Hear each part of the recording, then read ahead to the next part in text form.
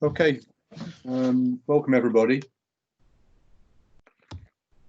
I'll just do the roll call, please. So, Councillor Bentley. Yes, I'm here. Councillor Bolton. As OCBA, so I'm not able to vote or do the chat. Okay. Councillor Burns. Yes, I'm here. Rosalind. Councillor Castle. Yeah. Yes, I'm here. Councillor Famikin. James not here. No. Councillor Finn. Here. Hello, Angela. Councillor Martin. Yes, Lucy, you're there. Hello, Lucy. Lucy. Hi, Yes, Lucy. We can see you, but we can't hear you. You can't hear you. Oh, sorry, Take yourself off mute. I was on mute. Oh, Henry's very excited. Councillor Morgan. Yes, we're here. Councillor Smith. I'm here. Hello. Hi, Stephen. Councillor Hi, Swallow. Liz not there. She was here. She must have signed out again. No, she's there. Oh, she's there. Liz. She's Councillor Lees is on mute. Councillor Swallow. Liz, can you hear me? Where's Liz? She's got leaving on her next. She's gone. Oh. Liz has gone. Right.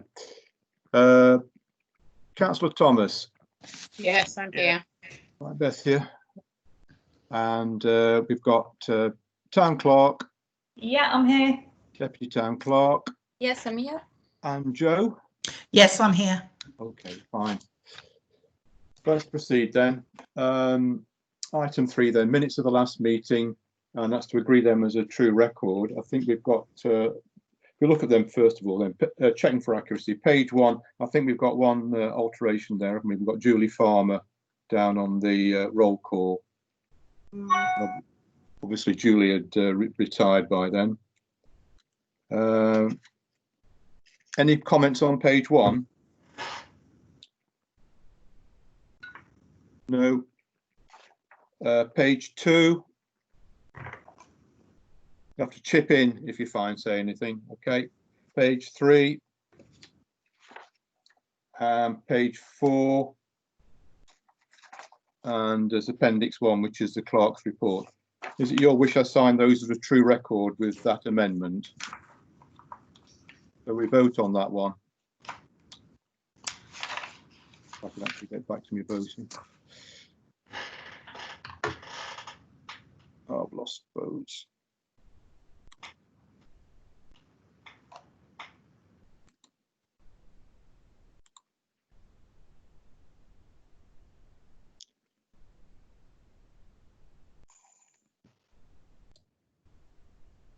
We've got 3 votes so far. I vote yes, approve.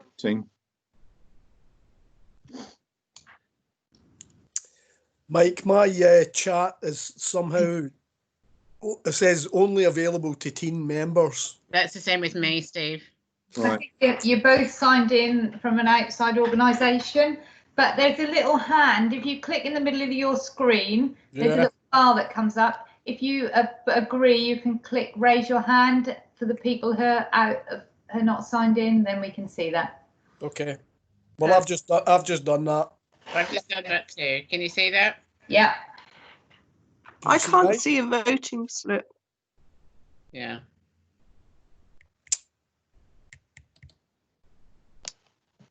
If you agree, Rosalind, you can just raise your hand if you can't see the voting slip. Okay, Rosalind, seen you.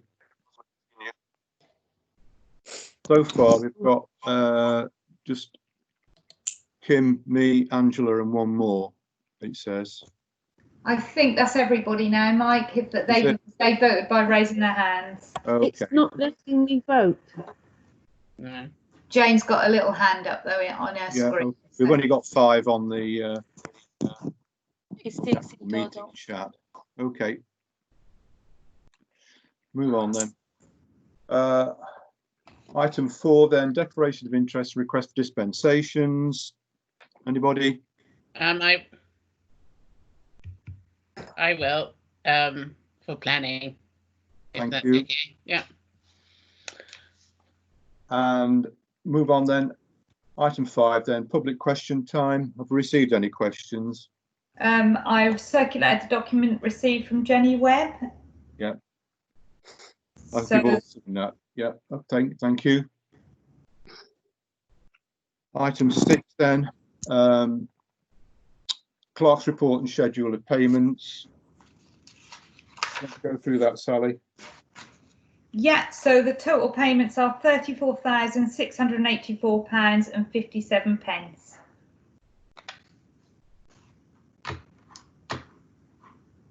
And that's the same as the Excel sheet that was sent round, is it? Yeah, that updates as I do it. So Right, I probably downloaded it earlier, so okay. So we need a proposer, don't we? And seconder for those clerk's accounts. I'll propose it then, Mike. Thank you, Stephen. I'll second it, and we need a vote on that.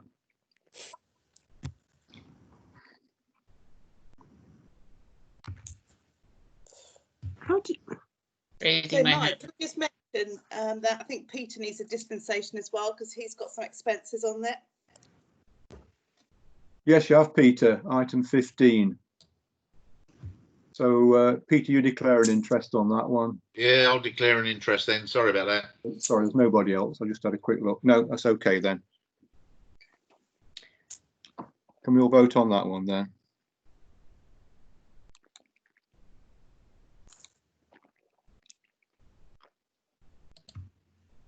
I've raised my hand again. Thank you, Bethia. We're going to have to take your word for that, Bethia. I take it there are no objections. Perhaps that's the easiest way of doing it, isn't it? Okay, can we move on from that one then? Everybody voted, who's going to vote? Thank you. I raised my hand? I hope that's all right. Thank you, Rosalind. Yeah, I raised my hand in the participants as well. I could see that Rosalind had. yeah, I think the important thing is nobody's objected, have they? So I think we take it that as been approved. Rosalind, you need to click on that again to put your hand down now. And Sally. Cool.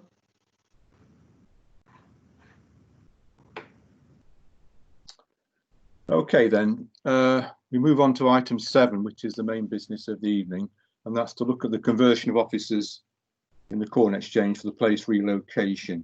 So part A then is to receive and consider quotes for building works, for which we've got 3 quotes, and Sally's put a spreadsheet out as well to tell us compare the quotes. Do you want to talk through it, Sally?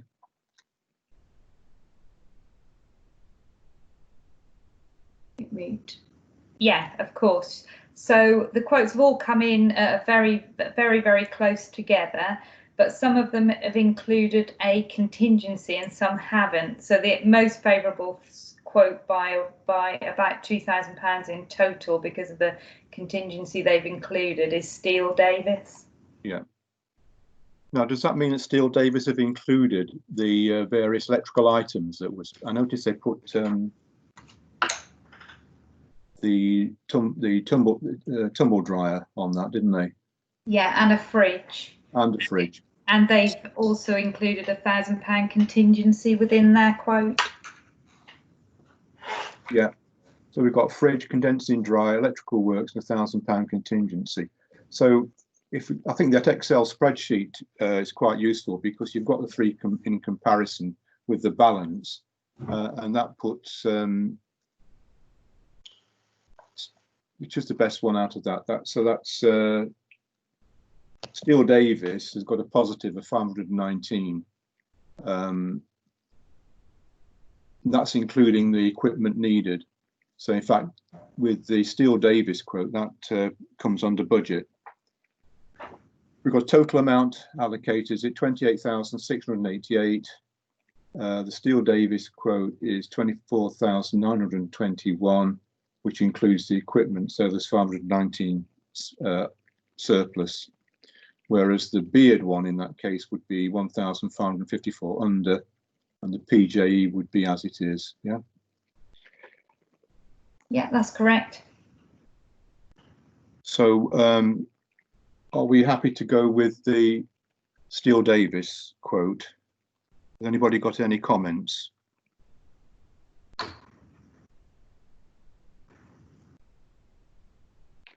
No. Are you happy with that, Sally? No, take silence. There's no one wants to comment on it.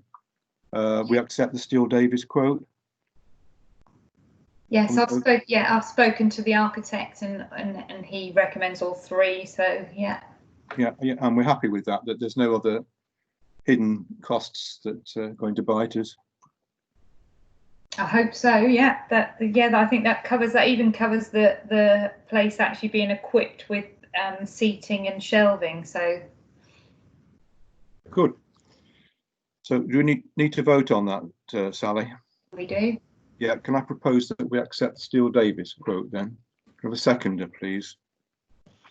I'd be delighted to second that. Thank you. And can we vote on that then, one, please? Bear with me. Yeah. I'm going to put my hand up again. Thank you, Bethia. Stephen, you vote your. I've raised my hand. Thank you, Rosalind.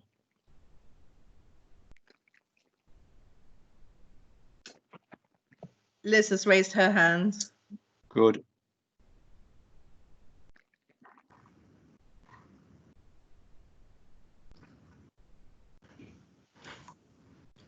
The vote is there now. Okay, we can all vote now if we need to. Okay, thank you.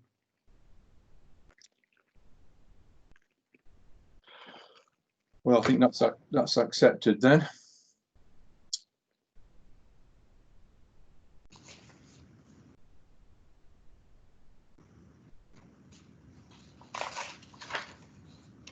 And we move on then to 7B, and that's to agree financing for the works.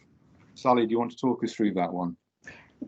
Yeah, we spoke about this last time and agreed where we would use the operating reserve from youth services and the Bloor Homes remaining fund from the town council funds. The place fundraising board are donating almost 6,500, and the county councillor priority fund, we've applied for that and she's awarded us almost £5,000, so that covers all the works. Thank you. And they're the items that we've got on the Excel spreadsheet, which you can see, which that's the total funds then of 28,688. That's correct? Yeah. Thank you. We're all happy with that. So can we move on then? Item 8 then, terrorism insurance cover. And that's to receive and consider a quote to insure council properties. Sorry, Mike. Sorry, Mike. Just Kimberly has got their hand raised. I'm not sure whether it's from the voting or because she has a question. Oh, no, sorry. That was for the voting. All right. Okay. Thank you, Kim. Item 8 then.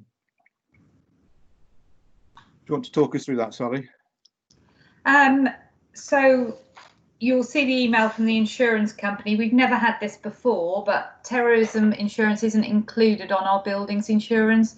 So if one of our buildings got blown up or there was damage to one of our buildings by act of terrorism, we wouldn't be covered on insurance. So that's a case of the council weighing up the risk against the cost. What do you think about that? Do you think it's likely?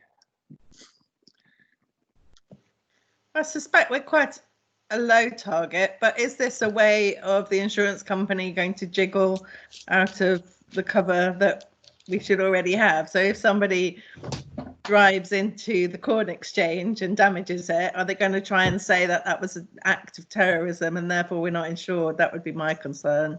Well, I presume this insurance company is not part of our original insurance, is it? So it's an extra to our insurance. It sounds like something that's going around, isn't it? Like a good money raiser. What's your advice, Sally? Like I said, as low risk, we are under budget on our insurance cover, so by about £2,000. So we're under budget. Just in time, I can't guess if we're going to get an act of terrorism. I don't really have any advice. You can see what the insurance company have said. We're low risk. Do we have pandemic? I should have raised my hand. Do we have pandemic cover? I don't think we do, no. Sorry, Sally, can you remind me of the quote, please? It's £843.08 per annum. It seems quite a lot, doesn't it?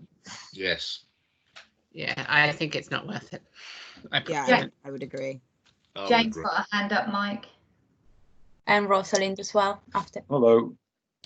I think the £800 is too much considering the low risk. Yeah, I think so, Jane. I think if we were in Dundalk or somewhere, it might be a bit more significant. Yeah.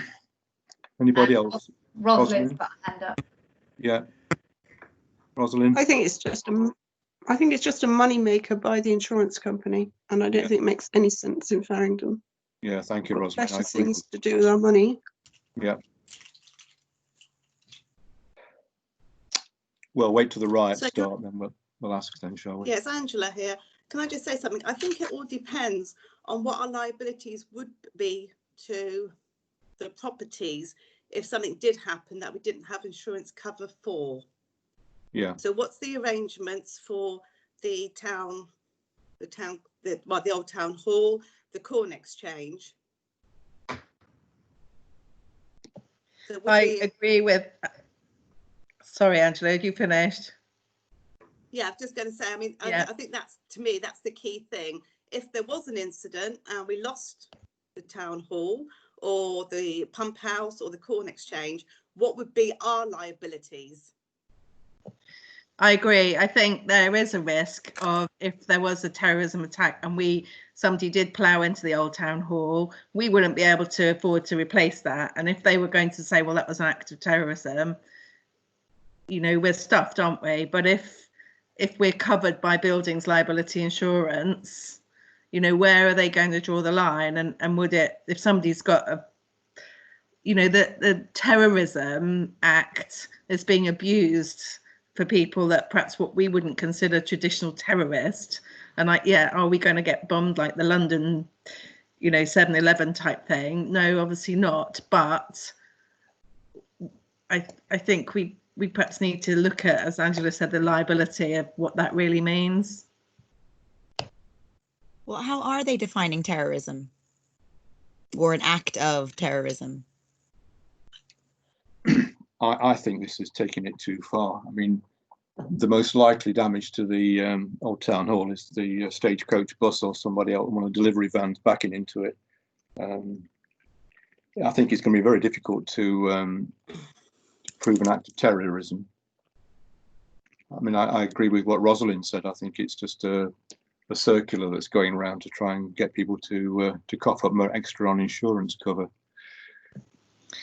I'd like to look into what they are considering as terrorism, because would that be considered to be a riot? So if there's a group of people acting civilly and they then get up to mischief, let's say, and do some damage or worse, could that be designated as an act of terrorism? I think our current insurance policy would probably cover that, because they might be determined as acts of vandalism, which presumably we are covered for, as in bus shelters. Can we also look at any lease agreements that we have for the pump house?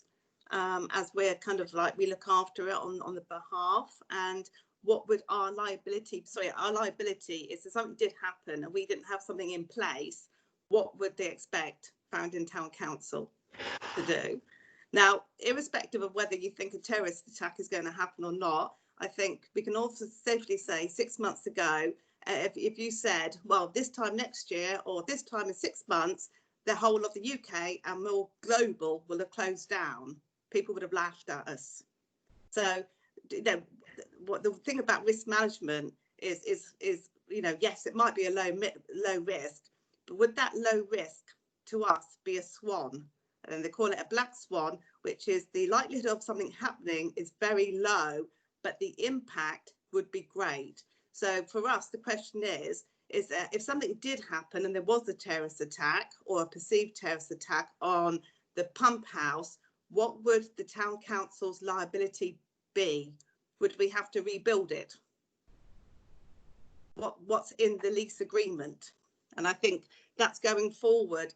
But the first thing is we've got to know, I mean, you know, irrespective of when you buy a house, whether you can afford to buy it or not, you're still, you know, encouraged to take out contents and building insurance because of the cost to rebuild it.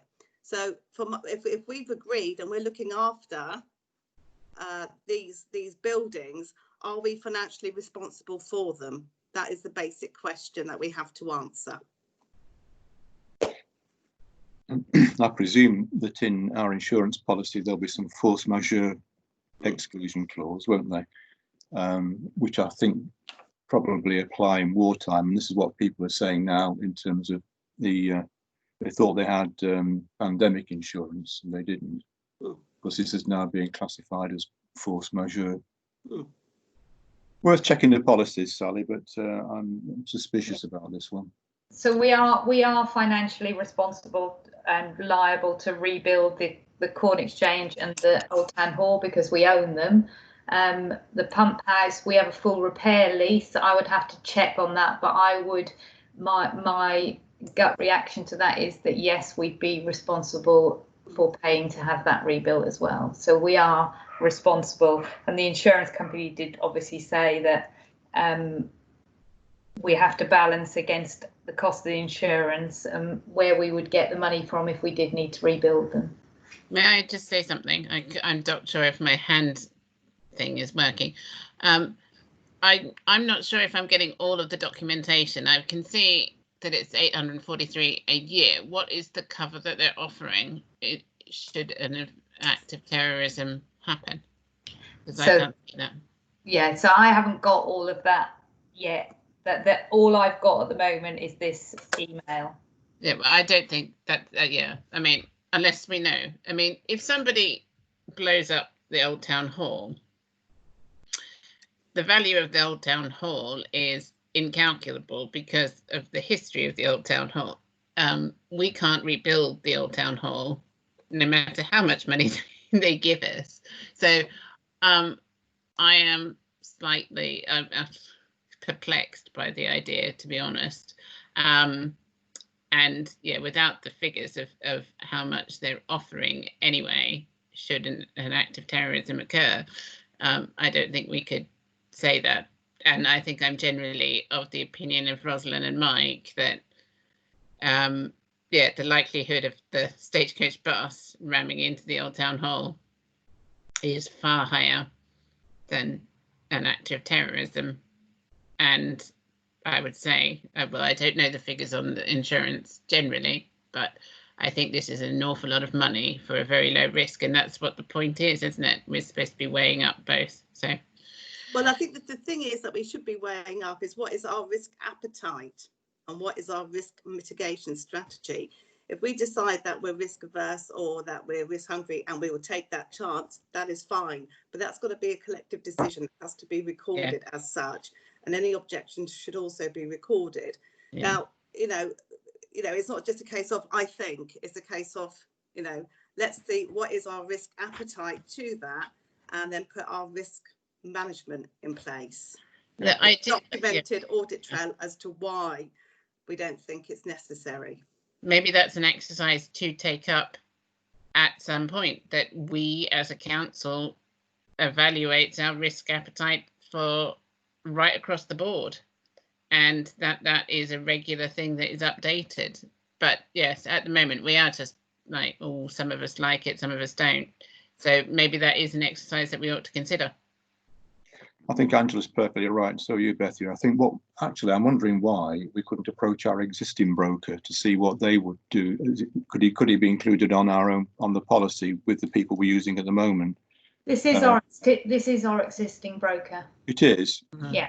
Okay. I wasn't sure whether it had just come out of the blue. So it's not. No. This is our existing, because we've got a new insurance cover in, and we haven't previously been covered for terrorism insurance, right. So they quoted us like for like, but he's suggesting that we need to consider terrorism insurance.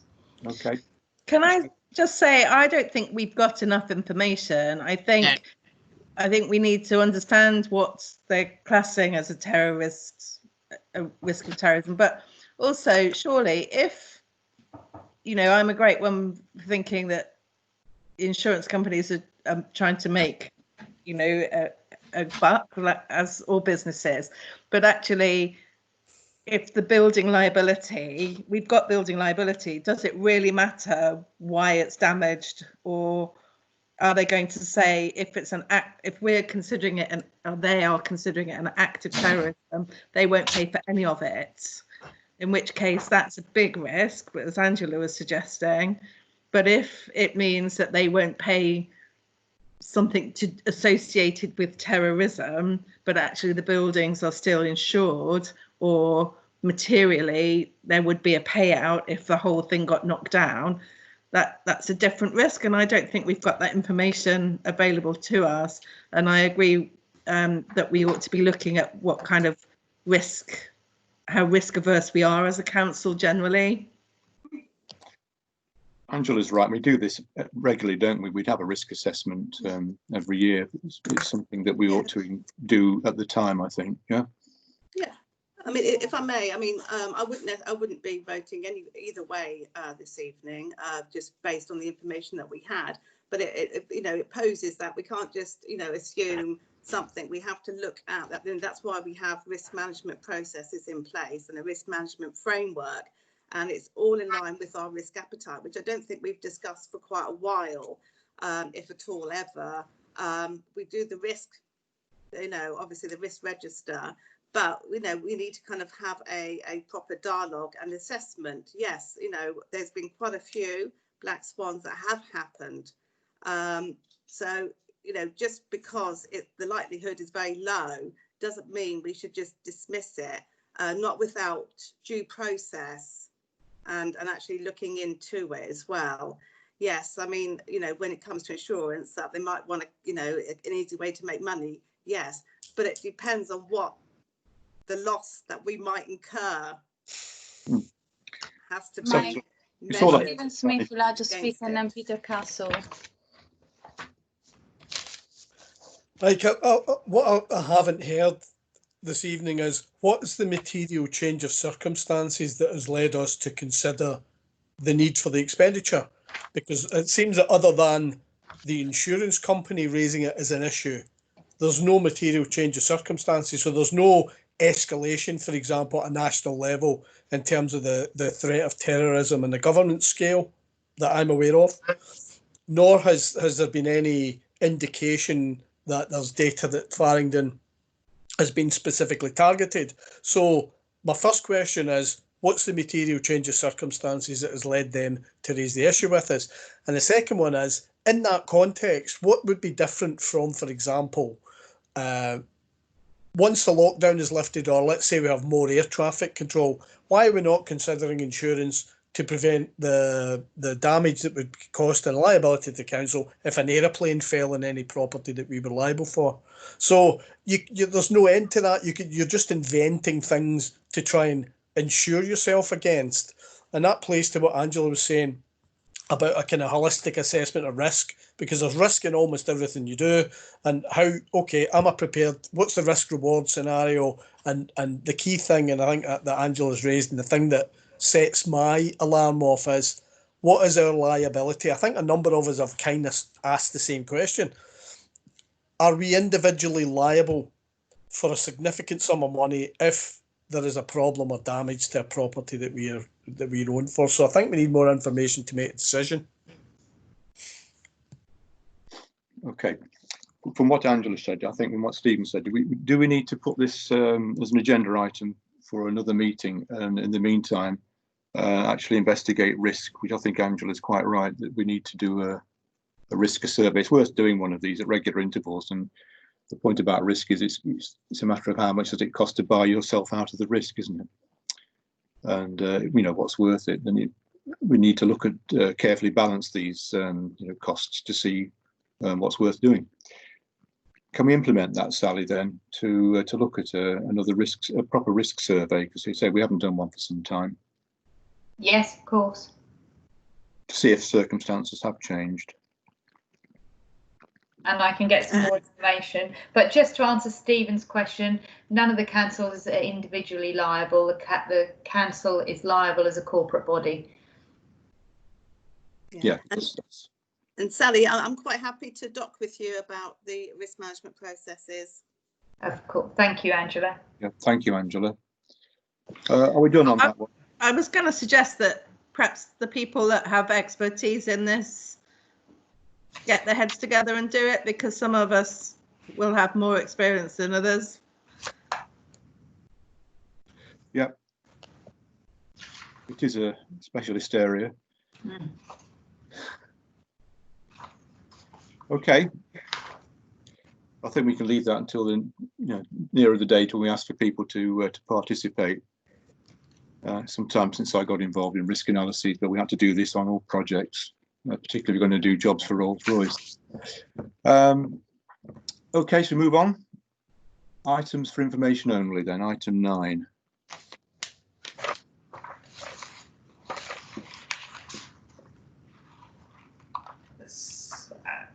I haven't got any for this specific meeting. Obviously, I send my roundups about what's going on during the pandemic, but I haven't got anything specific for this meeting. Do you want to say something about the annual meeting? Yes, obviously we had to cancel the annual meeting, and we will hold it when we're able, but I still would like to put out an annual report. So if all the chairs could write their reports for their committees and get them to me, that would be helpful and useful, and then I can put together an annual report so we can publish it. Yeah, thank you. So if you can please do that and chairs can send reports to Sally, that would be very helpful. What was the date again, Sally? Was it the 8th of? 8th of June, 8th please. Of June. So Friday, if you can. Okay, I've done mine. Anything else on items for information? No. Okay, then moving on. Item 10 then, which is planning applications. Jane, do you want to take this one?